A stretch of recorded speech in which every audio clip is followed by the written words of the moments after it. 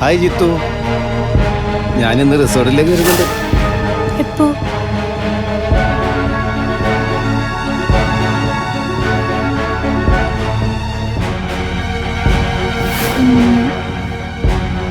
ഇതിനു മുമ്പ് ഇവിടെ വന്നിട്ടുണ്ടല്ലേ?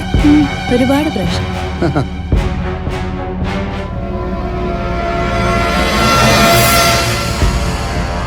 പോകാതിരുന്നാൽ ഞാനിന്ന് ഫ്രഷ് ആയിട്ട് വരാം. ഞാൻ കൂടെ വന്നാലോ? ഹേയ്.